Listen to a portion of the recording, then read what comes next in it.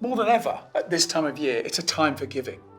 But all year round, iNEOS is committed to supporting good causes, whether that's getting kids moving or protecting endangered species.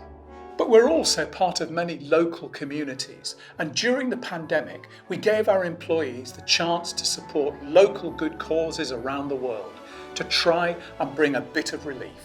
We are in truly unprecedented times. We've never seen a year like 2020. We've been through global recessions, but never before a pandemic. And we knew from the outset that this was going to have a big impact on some of the most vulnerable people in our communities. The iNEOS Community Fund was a £1 million pot created to help our sites and employees really support the most vulnerable people in their communities through lockdown. So we asked for our employees, some of whom actually volunteer in the community anyway, to keep an ear to the ground and tell us where the funds would be best spent, to a very wide range of causes. But the majority were to things like food banks, domestic violence shelters, homeless shelters, hospices, care homes, the organisations that were at the front line and were really seeing an increase in the pressure on their services. It's really important for iNEOS to be a good neighbour where it operates, and our sites do have very strong relationships with their local communities. They live in the local communities, as do their families, and we want to be making sure that we're always giving back. As the world dealt with COVID, there were still other causes in need of aid. The Atlantic salmon face extinction, and our team in Iceland remained committed to making sure that doesn't happen.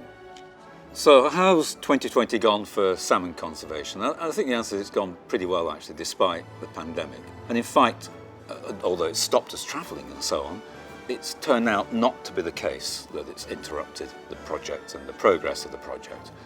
So for example, we've been able to tag salmon, and by tagging them in rivers equipped with antenna, understanding how the salmon are behaving in the river. We've been able to track salmon going out to sea. We've now, I think, formed a good team between Imperial College and Marine and Freshwater Research Institute in Iceland. And that's obviously really important for the project because we want to be working as a single team. We organised an international salmon conference to discuss the plight of the Atlantic salmon, the North Atlantic salmon. We've got a really good system in Iceland to study, relatively simple because of where it is. We can get learning there that can be applied more globally to understanding what's going on with the North Atlantic salmon population. For me, it's think like a fisherman, act like a salmon. And if we take that approach, then I think we'll get some great insights into how to improve the population of the North Atlantic salmon. Our children's health has always been important, and the lockdown was tough on both their physical and mental well-being. So to combat this, schemes were launched to ensure children could stay fit and focused through it all. 2020 has been a challenge for everybody in my team, but I think we've actually made it a success despite all the various challenges that we've had, working from home, coming into work. iNEOS Going for Fun has been a challenge because we had to postpone so many events. We launched the Daily Mile at home, again when children weren't able to do it at school, and we saw a massive increase in the number of people coming to our website. The 1851 Trust obviously have had their challenges with not being able to have their normal programme, going out to schools and sailing. And they've adapted by working with the 159 Challenge team, but also with the development of the iNEOS Team UK boat and all the technical aspects of that. It's really helped the team put together some really good products for schools and working at home.